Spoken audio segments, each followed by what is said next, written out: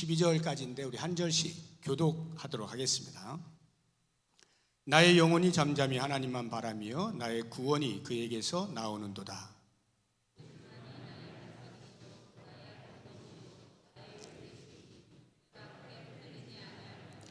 넘어지는 담과 흔들리는 울타리같이 사람을 죽이려고 너희가 일제히 공격하기를 언제까지 하려느냐.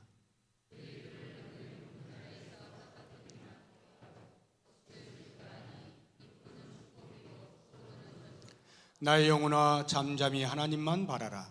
물은 나의 소망이 그로부터 나오는도다.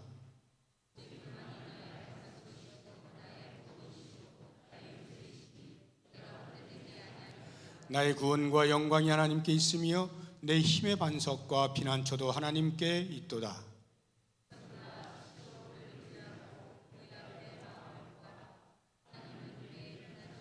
아 슬프도다. 사람은 입김이요 인생도 속임수이니 저울에 달면 그들은 입김보다 가벼우리로다.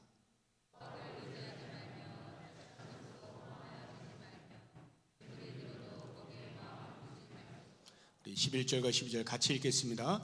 하나님이 한두 번 하신 말씀을 내가 들었나니 권능은 하나님께 속하였다 하셨도다. 주여 인자함은 주께 속하오니 주께서 각 사람이 행한 대로 갚으심이니이다. 아멘.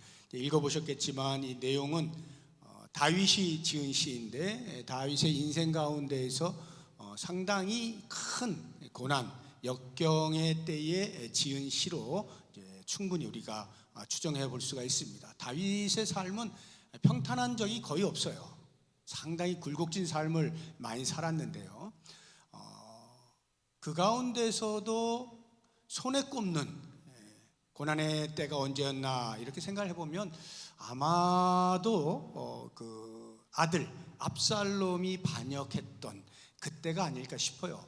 전쟁을 많이 치르면서 위험을 겪었던 다윗이고 또는 가까운 사람들로부터 배반을 당하는 그런 일들도 있고 또 주변 사람들로부터 공격을 당하는 대적의 공격도 있었고요. 뭐 여러 가지 많은 일들이 있었지만 제가 생각해 볼 때는 아들 압살롬의 반역 때보다 더 절망스러운 때가 없었으리라 이렇게 추정이 됩니다. 그래서 많은 학자들도 저와 비슷한 생각을 했는지 압살롬의 반역의 때에 지은 시가 아닌가 이렇게 보고 있습니다. 아들이 자기를 반역을 할 때 물론 이제 왕가는 그 권력이 너무나 매혹스럽기 때문에 혈연도 무시하고 이런 일이 없지는 않아요. 역사 속에 있지만 그러나 아들로부터 반역을 당하게 될 때의 그 느낌이라고 하는 것은 어떻게 표현을 해야 될지요. 뭐 많은 감정 가운데서도 저는 제가 이렇게 상상을 해볼 때 밥맛이 없어지겠구나, 입맛이 떨어지겠다, 아무것도 하고 싶지 않겠다, 무력감에 빠질 것 같아요. 이렇게 왜 사나 하는 생각이 들 것 같습니다. 그런데 그와 같은 때에 한 줄기 서광이 비치는 것을 오늘 시편을 통해서 우리에게 이제 보여주고 있는 것입니다. 하나님을 향한 또는 하나님에 대한 신뢰의 마음이 꿈틀꿈틀 거리게 된 거예요. 원래 이것이 없었다가 생긴 게 아니라 저 깊은 곳에서부터 늘 가지고 있던 그것이 어느 순간이 되어져서 이렇게 올라오게 된 것이죠.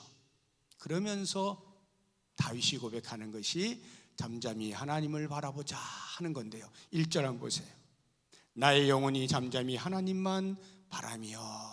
5절도 보시면 나의 영혼아 잠잠히 하나님만 바라라. 하나님만 바라보자 하는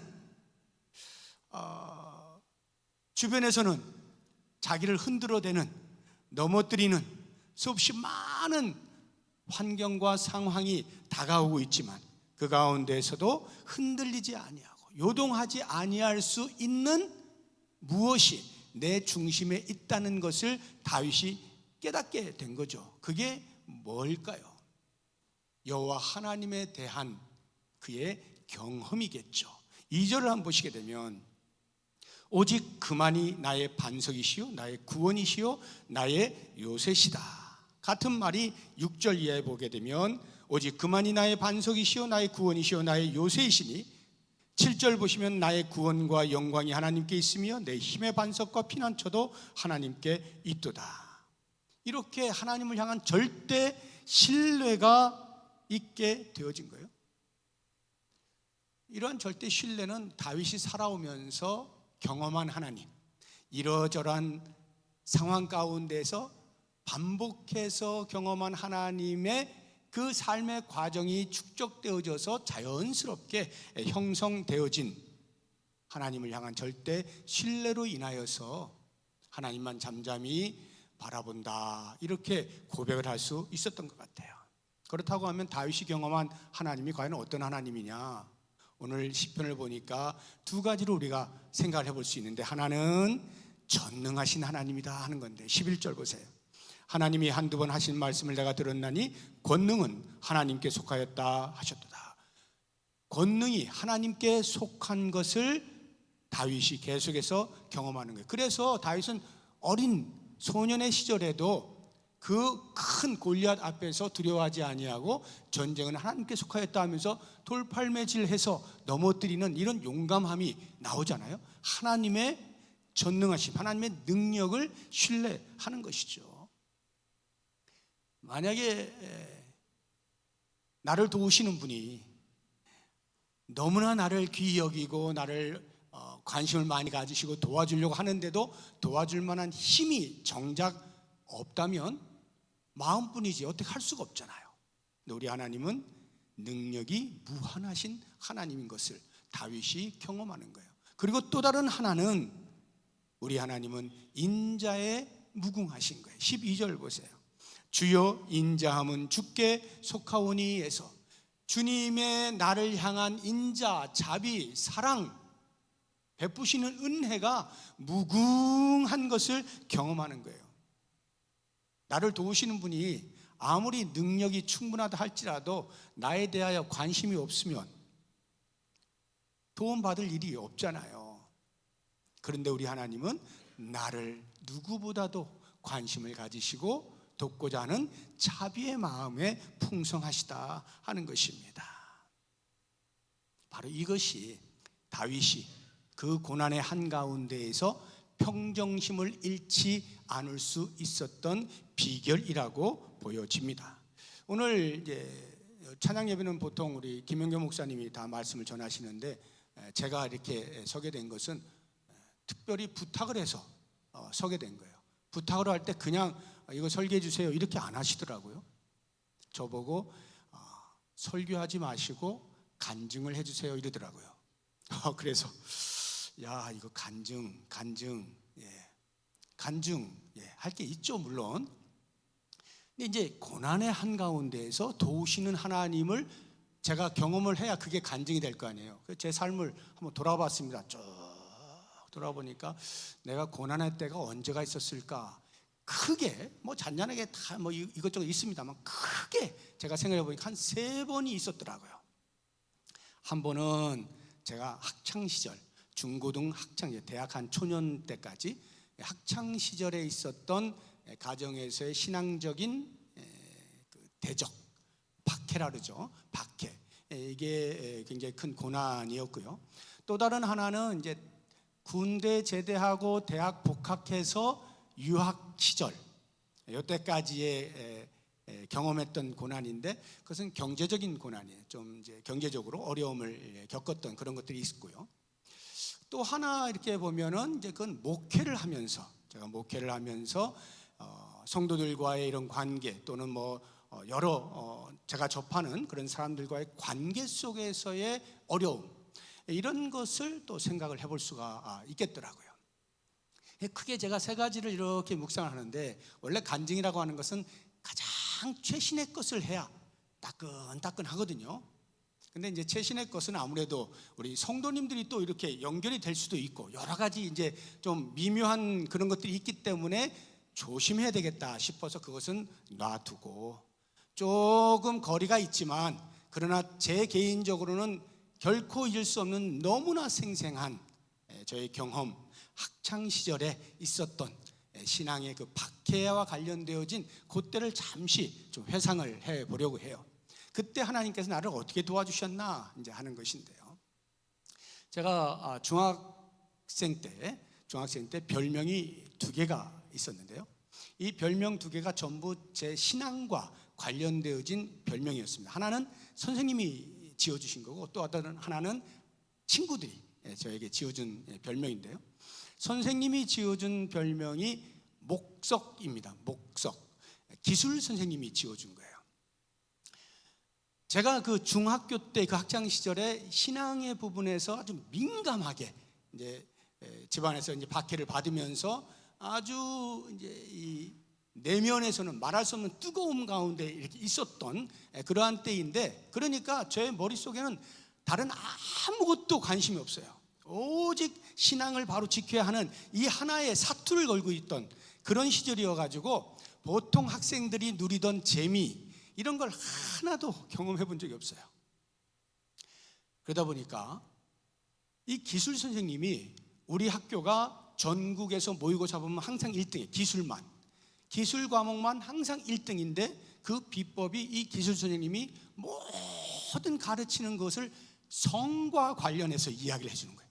그러니 중학생들이 얼마나 귀가 쫑긋하겠어요. 막 모든 게 다 성과 관련해서 이렇게 이야기를 해주니까 기억이 다 나는 거야. 시험 보면 다 100점이에요.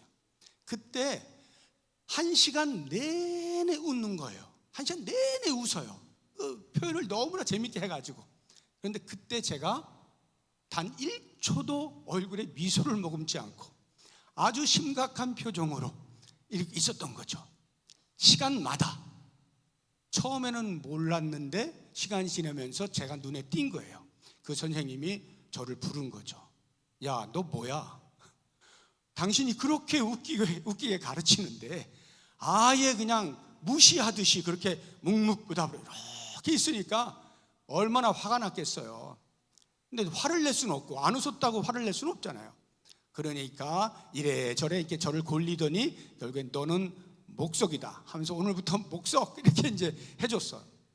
제가 목석이라고 하는 별명을 이제 잊지 않고 가지고 있고요. 또 다른 하나는요, 학생들, 우리 친구들이 지어준 별명인데 이번엔 1등, 이게 제 별명이었어요. 이번엔 1등. 이 이야기는 한 번도 1등을 못했다 이런 뜻입니다. 2등은 해봤다는 거겠죠. 공부를 하는데 집에서 박해가 있다 보니까 학교 끝나고 집에 가면 이 책상에 앉아서 공부할 시간이 없어요. 아버님께서 이제 들어오시면 이렇게 약주를 한잔 하시고 그때부터 이제 부르는 겁니다. 그러면 이제 그때부터 이제 다리 저리도록 이제 계속 신앙과 관련되어진 그런 어려움을 주셨어요. 그러니까 뭐 집에서는 도저히 공부할 시간이 없어서 어쩔 수 없이 제가 할 수 있었던 방법은 학교에 가면 쉬는 시간이 10분씩 있잖아요. 화장실 가는 것을 제외한 나머지 시간은 제가 꼼짝도 안 하고 책상에 앉아서 공부만 한 거예요. 그러니까 제 친구들이 볼 때 어떻겠어요? 야, 쟤는 무슨 쉬는 시간도 쉬지 않고 공부를 해. 그러니까 자연스럽게 이번엔 1등 이렇게 이제 별명이 붙은 거죠. 전부 다 이게 다 신앙과 관련. 지금은 제가 웃으면서 이야기를 하지만 그 당시에는 사느냐 죽느냐의 문제. 저에게는 그렇게 이제 고난 가운데에서 내가 어떻게 견뎌낼 수 있었나 하는 것을 이렇게 돌아보니까 제 마음 속에 있는 하나님을 향한 신뢰, 하나님에 대한 신앙, 이것이 나를 버텨내게 해주었다 하는 것을 지금 생각해 보니까 이제 그렇구나 인정을 하게 되는 거예요. 오늘 말씀의 제목이 오뚜기처럼인데요. 원래 이제 제목이 오뚜기가 비표준어예요. 표준어는 오뚝이 이렇게 있는데 오뚝이처럼. 근데 이제 우리 여러분들 대부분 다 오뚜기 하면 다 알아들으시잖아요. 이 무게 중심을 가지고 이렇게 흔들흔들 하면서 이제 장난치는 장난감이잖아요. 오뚜기처럼인데 중심추가 무겁게 있으면 아무리 흔들고 넘어뜨리려고 해도 다시 벌떡벌떡 일어나는 것이 오뚜기 아닙니까? 내가 그 당시에 어떻게 그러한 외부로부터의 공격, 흔들어대는 이런 것으로부터 스스로를 지켜낼 수 있었나 보니까 내 마음속에 주를 향한 신앙과 절대 신뢰, 하나님께서 나를 지키신다, 하나님이 나를 보호하신다, 나를 이기게 하실 것이다 하는 이런 확신, 이런 것들이 그러한 박해 속에서도 믿음이 흔들리거나 또는 약해지지 아니하고 오히려 훨씬 더 강하게 하나님 앞에 나아갈 수 있었던 계기가 아니었나 이런 생각을 해봅니다. 근데 어떻게 하나님을 향한 절대 신뢰가 그럼 생기나 생각을 해봤어요. 그 당시에 학생 시절에 내가 하나님을 신앙한다 하는 것이 어떻게 그렇게 절대적으로 절대 신뢰를 가질 수 있었을까 할 때 뭐 많은 요소가 있겠습니다만 제가 지금 생각해 볼 때 가장 크게 영향을 미쳤던 것은 기도였던 것 같아요. 제가 학교를 끝나면 가방을 들고 집에부터 가지 않고 교회를 먼저, 이제 교회에서 집하고 뭐 그렇게 멀지가 않으니까 교회를 먼저 가요. 그러면 책가방을 놓고 그 다음부터 기도하는 거예요. 뭐 기도를 어떻게 했겠어요? 박해의 한가운데에서 신앙을 지켜내야 되는 어린 학생이 기도를 어떻게 했겠어요? 통곡을 하는 거죠. 1시간이든 2시간이든 통곡을 하고 그리고 집을 가는 거예요. 이렇게 매일 하니까 그 기도의 힘이 내 안에 축적이 되어져서 하나님을 향한 절대 신뢰로 형성이 되어지면서 아버님이 그렇게 힘들게 하는데도 불구하고 조금도 요동하지 아니하고 꿋꿋이 신앙을 지켜낼 수 있지 않았나 하는 생각을 해봐요.